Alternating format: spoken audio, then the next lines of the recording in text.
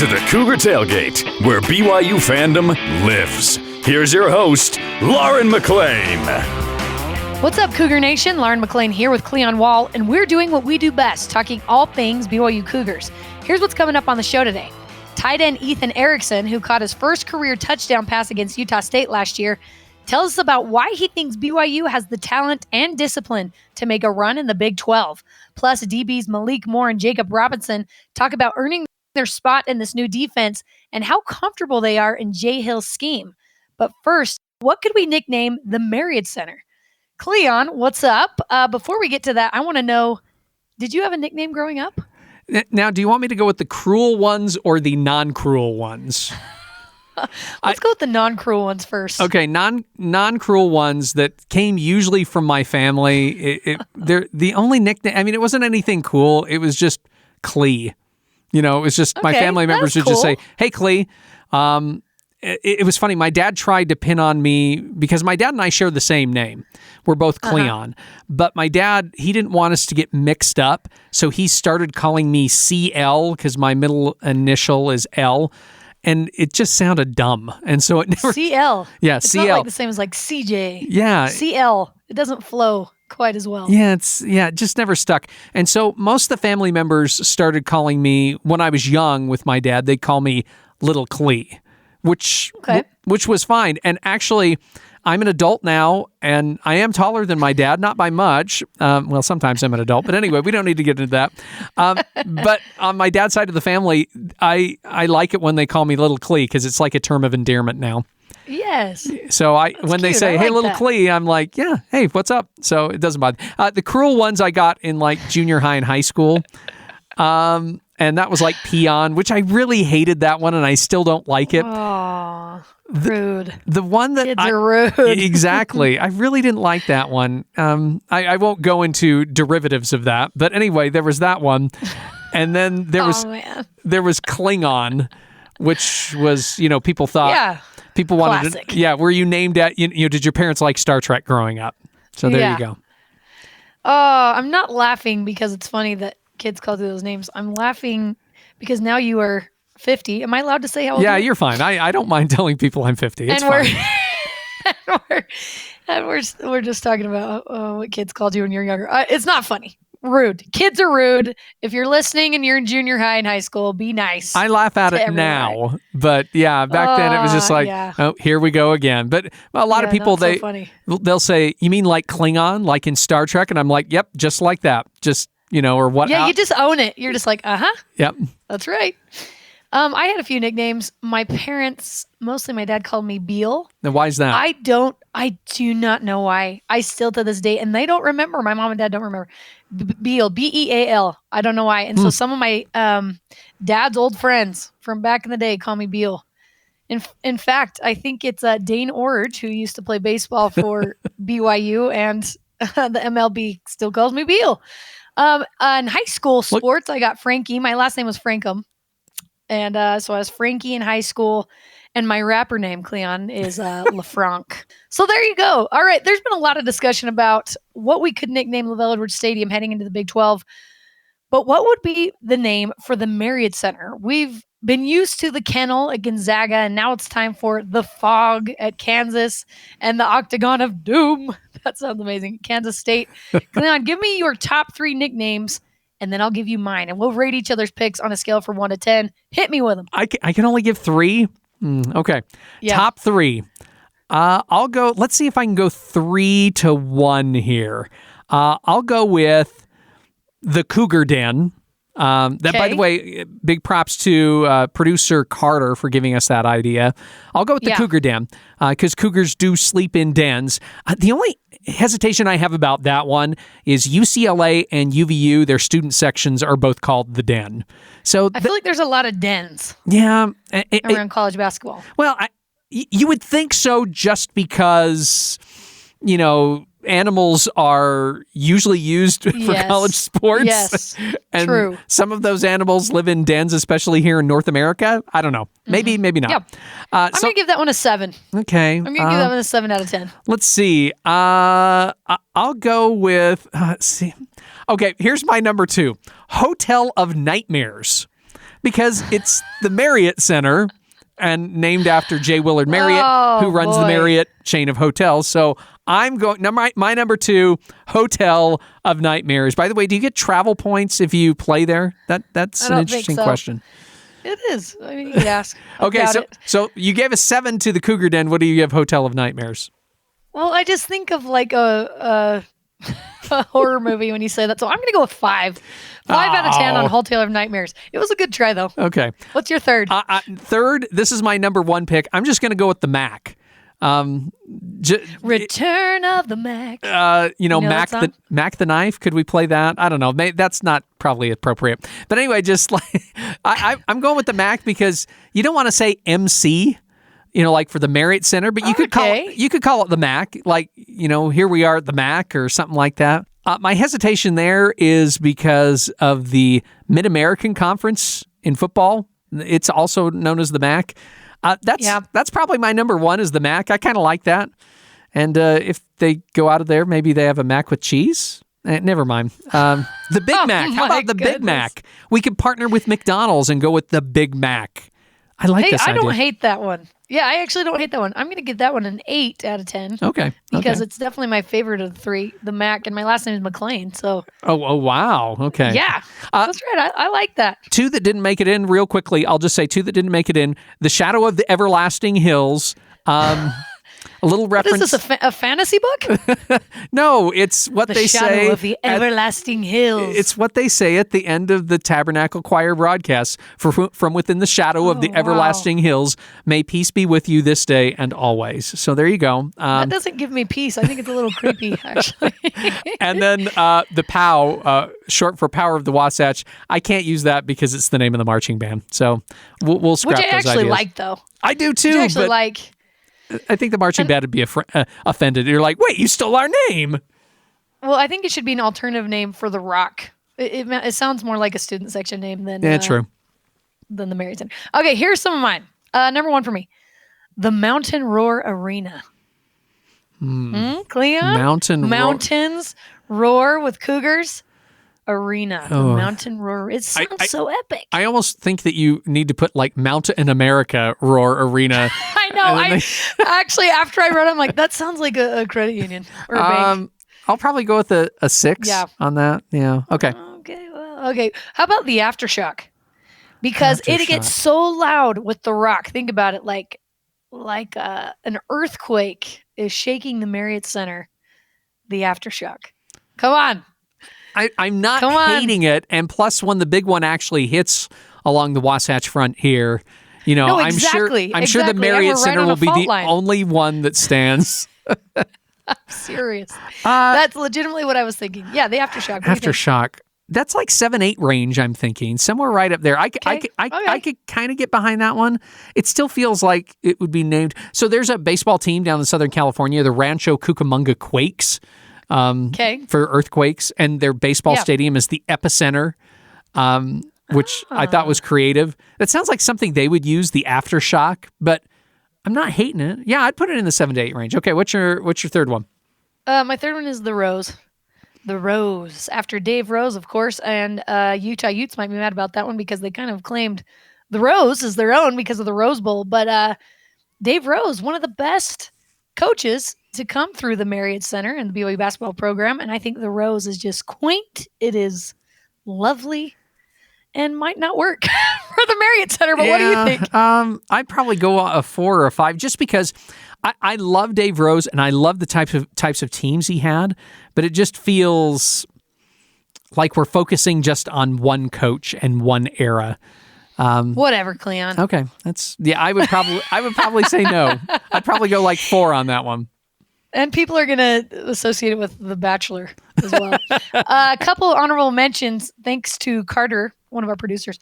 The Place, because Brigham Young said, this is the place. Simply the place. I don't hate it, but I don't think anyone outside of Utah would have any idea what that meant.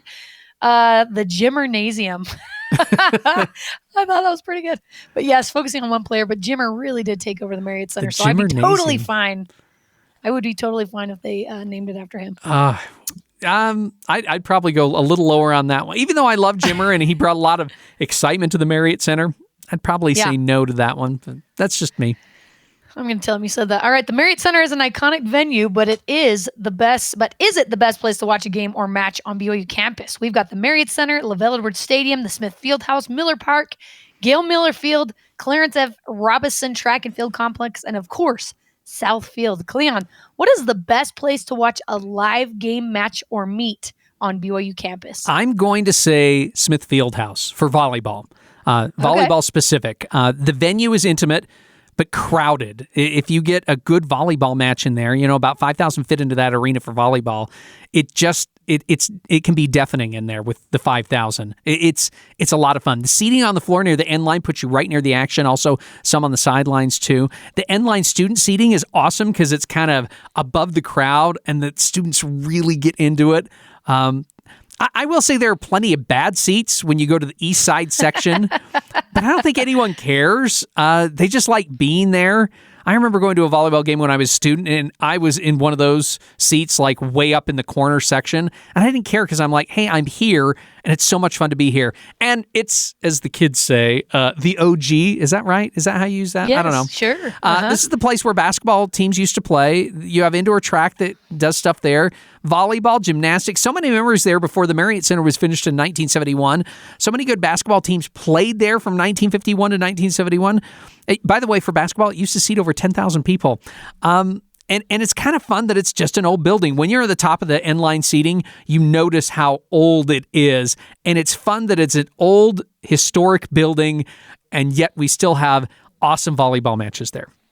However, I will say, if you have to go to the bathroom during one of those games, don't even think about it, because the line goes basically around the track. So that's one of the negatives about an old building. But I'm with you. Smith Fieldhouse is it's rocking during the volleyball matches, especially. There's nothing like it. I've talked about it before, that I'm pretty sure that's part of the reason I'm slightly deaf in one of my ears, because I don't think I actually am, but I really do feel like I am. Haven't got it checked or anything. Anyway, that's another story. But anyway, I feel like with all my just sidelining the men's volleyball games for so long, it has hurt my hearing because it gets so loud in there. It's so much fun. And like you said, even the bad seats, it's kind of endearing. But since you went with the Smith Fieldhouse, I got to go with Lavell Edwards Stadium. And here's why.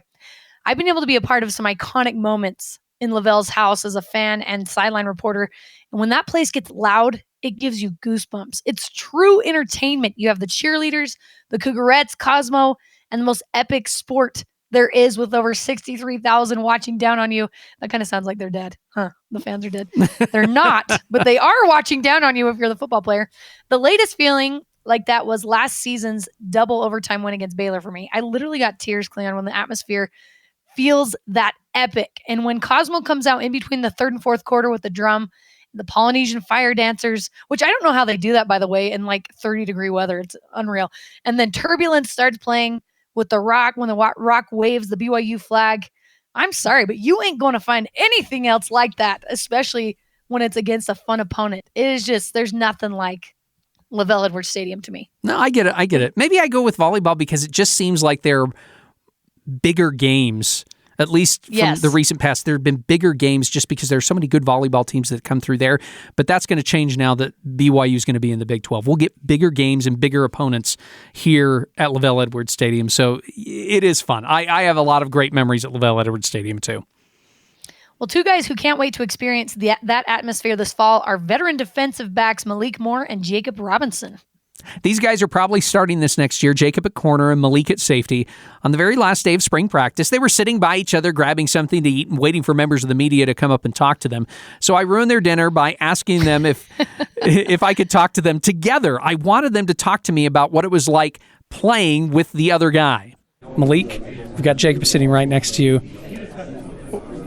Why is Jakob, in your eyes, why is he such a good cornerback? Man, I think Jakob is a phenomenal quarterback. And I'm not saying that because he's next to me. I think Jacob's technique is off the charts. I think, it's not just because he's fast. The speed is just an addition to Jakob. Jakob knows the game. He knows when to jump stuff. He knows when to bail. And I think that's what the game is about. You know what I'm saying? So he's a football player. He's just not an athletic player. So when it comes to Jakob, I don't ever have to really look on his side. In fact, all of 2021 season I was playing, and now it's just all, hey, you see that? you already know what's coming. And we looking at each other and we're like, and we playing with the defense within the defense. You know what I'm saying? So it's like Jacob's a corner, bro. Like, he's just fast. He's athletic. He's breaking up balls. He can run with anybody. He's physical. No matter how big he may or how small he may look, it's, just one of those guys. I don't think he looks small. He looks bigger than me. Same question back to you about what's it like playing with Malik? Why do you feel like he's one of the better safeties to play with on this team? I actually love it because his communication, I feel like pre-snap, like you said, we'll just look at each other. We already know. Like when he's in the post, he knows when not to go if the quarterback's looking off. I feel like his weave is good. Everything is back pedal. He can come down. He'll hit you. Strong. Play the ball. Yeah. How hard was it when Malik got hurt last season to see him go out? And now it's just like, I know that another guy has to step up, but it's also one of your more experienced players that has to leave, and now you have to play without him. Yeah, I just feel like you have to regain the trust back because I already trusted Malik because if you know he's over the top, like you can bite on routes more because you have a safety over. So yeah, I just think it's hard because you have to regain the trust with the new safety that's coming in. So how tough was that for you, Malik? That you're 4 games into the season and all of a sudden your season's done and you're not playing anymore.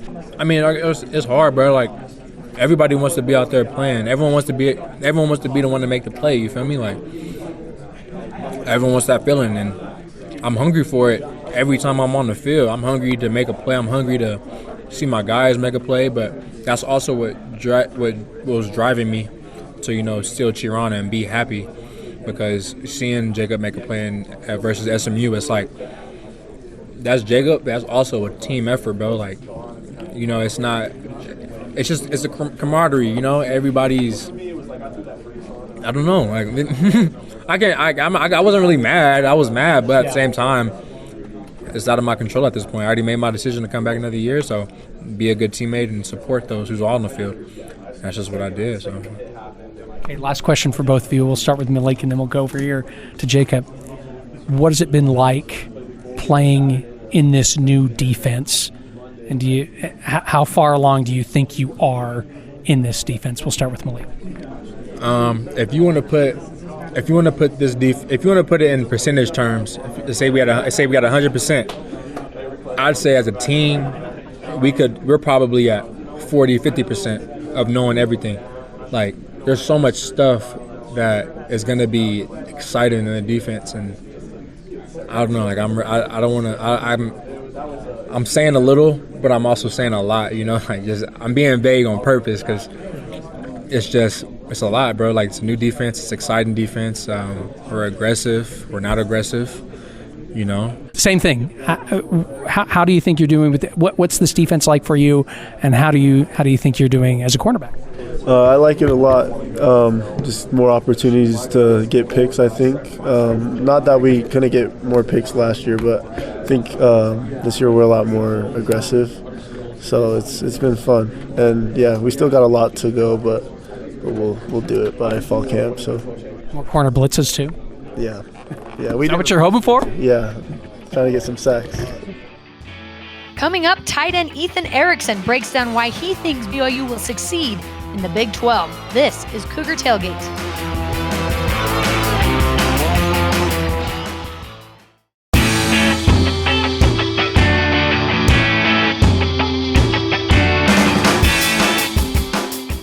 Welcome back to Cougar Tailgate. I'm Lauren McLean alongside Cleon Wall. Ethan Erickson had his first career TD against in-state rival Utah State last year. And Ethan recognizes that Isaac Rex is the number one guy. Ethan and Mason Wake, they fill in where they need to. I wanted to talk to Ethan at the end of spring practices about where this offense now goes with a new quarterback and some new tools on offense. How do you think you guys have done when it comes to, you've got a brand new quarterback, you've got some new running backs.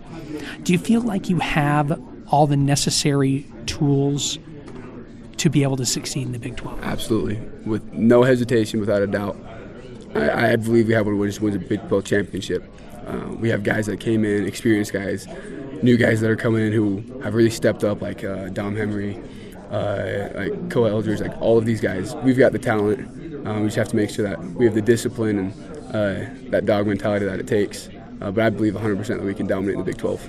Do you think that the tight ends need to be involved in the offense a little bit more, at least when it comes to getting the ball? And are you going to see that this next season? It's hard. I mean, it just depends on the game plan, because sometimes it's more important for us to stay and protect. I'll take an example of Stanford last year. We were just running the ball down Stanford's throat. And so a scenario like that, it's more important for us to stay attached and block and to be that sixth man on the line. So it really depends on the game plan, the team that we're playing. Obviously, being a tight end, I love to get the ball thrown to me. Keaton, Jake, they'll both do that. Cade Finnegan, all these guys, they'll throw to the tight ends. It'll be open. Really, it's just on us if we want to get the ball. We got to get open. We have to run crisp routes. We have to beat our man. And then that's all we can do. I think that we'll get more targets this year, which is exciting to see and exciting to say. But really, it just depends on us whether we. I'm just going to say whether we deserve it or not. We're going to keep working hard so that we can gain our quarterback's trust, which I feel like we've done really well this spring ball at doing, building that relationship with our quarterback. I think you'll see a lot of good things happen this upcoming year. Why do you think you're just going to get it more? I mean, do you think that there's more trust there for you guys now? I mean, we know Isaac's been there and he's also been injured, but do you think there's more also trust with the tight ends to be able to go out and be a little bit more part of the offense? Or what is it that's caused that you think that, I think we're going to get the ball more? I feel like all of us in our room have elevated. We've become better players, gained the trust of our quarterback. I feel like he's just given us, Keaton has given us some opportunities to let us shine, and we've used those to the best of our ability as much as we can. So I feel like because of that, because we've been working harder, studying our playbook, that he can trust us more. Because if we don't know what we're doing, if we run the wrong route, then obviously that's going to deter him from wanting to throw us the ball. Because if we're on the field, he's going to say, can I trust this guy? And so building that trust is really important. I feel like we've done that well this spring ball, from our ones to our twos to our threes. I'm sitting here talking about tight ends catching the ball because there's been a nice history of that here at BYU in the past. But you also mentioned sometimes you guys are just going to have to block. You feeling confident with the blocking that you do and the tight ends are doing right now? Absolutely. Isaac is our best blocker we have so far right now. That's why he's number one. Because really it comes down to if you can't block, you can't play. We only run routes so many times. We only go out catch the ball so many times. But blocking, we're doing that every play basically. And so I feel like with myself, I can improve because everyone has room for improvement. But I feel like I'm definitely getting a lot better. I put on some good weight. In this spring ball, I feel like I was able to show that. So I think I enjoy blocking just as much as I do running around and catching a ball. Because when you're really locked in and devoted to the team, everything you do, it matters. And so that's something that was different from high school was, in high school you'd block, no one say anything, but we go through our film, we watch these blocks, and just how excited Coach Clark's get about a good block and a great block. He's almost more excited than if we catch a 20-yard gain. And so doing that really shifts our mindset to we need to block, we have to block for this team to win. And so that's what I think we've all bought into, is that we need to block. So we've all gotten better at it this spring ball. First one that comes to my mind is, Mason Fakuhua, Nason Coleman, Anthony Olsen, all of them really surpassed my expectations of what they were going to do this spring ball. And so our room just continues to elevate. We rise each other up, and I think we'll have some good runs this year. Do you also think to yourself, because of that Stanford game and also the bowl game against SMU, there are going to be games that are just going to be slugfests, and you're going to have to be that guy or one of those guys that's going to be slugging? Yeah, absolutely. Coach Clark tells us, I know it's not easy. It's a hard thing to do because, we have our switch flow where we come back and hit the other guy on the side where, we have a 7-yard head start just running full speed into this guy, and it blows out your shoulders, it hurts your head. That's just part of the game. And if we want to play, we have to love it. We have to do it. We have to be the most explosive, most fierce guy on the field. And so doing that, you just got to love it. You just got to love knocking dudes' heads off. What's it been like going against this new defensive scheme, maybe even a few defensive players? What's it been like this year going against this new scheme? It's been so much different. We're seeing these looks from our defense that we've never seen in practice before. There's a different intensity to them, different demeanor to how they carry themselves on the field, which I really like. Because when we were going against, good on good, if they're not doing as well, then, it kind of hurts us. But because they're so energetic, Coach Hill has them all riled up, has them disciplined, it makes us a better offense. And that's something that we've keyed on this spring ball was, we're going to be a better offense because we have a better defense. Some guys that stick out, Jakob Robinson, he's right there. I mean, he's not a new guy, but I mean, he's a heck of a player. Really enjoy playing against him. He makes me better. If I see him coming on like a corner blitz, he's quick, he's fast, he's hard to block. I think Jackson Craven's from the inside. He's really been causing some havoc in there. Josh Singh, don't be fooled by that guy. He's the real deal. I think he's going to do a lot of good things for us this year as well. Trying to think on secondary. Who's coming to mind? I feel like Ammon Hanneman's been doing pretty well this year as well. He just moved from safety to linebacker.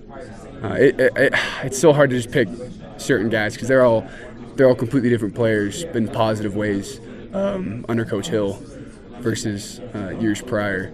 He's keeping them sharp, keeping them just on point, and it's definitely going to be fun to see how they do this year. Did you feel like at times, since you were facing a new defense, that it was kind of like a guessing game at times, just because of things that you've been used to in the past when you played against? I mean, know the players, but it's just like, wait, this guy's coming on a corner blitz. Wait, this guy's doing this right now. There's been some blitzes we've seen that, I mean, we had to go over and film. I was like, I have no idea what this is. I've never seen it before, and they work for them. And so because of that, we're not going to see anything harder in our games than we are in practice. We're getting our best looks from our defense. That is going to make us the best that we can. So we're going to play these big teams, and the game's going to slow down. Everything's going to we're going to be prepared for everything because our defense is throwing everything at us. Ethan, thanks a lot. Absolutely, thank you. And that does it for us today. Thanks again to Ethan Erickson, Malik Moore, and Jakob Robinson for coming on the show with us. You can join the Cougar Tailgate wherever you get your podcasts, on Apple, TuneIn, Stitcher, Spotify, or on BYURadio.org. Cougar Tailgate is a production of BYU Radio.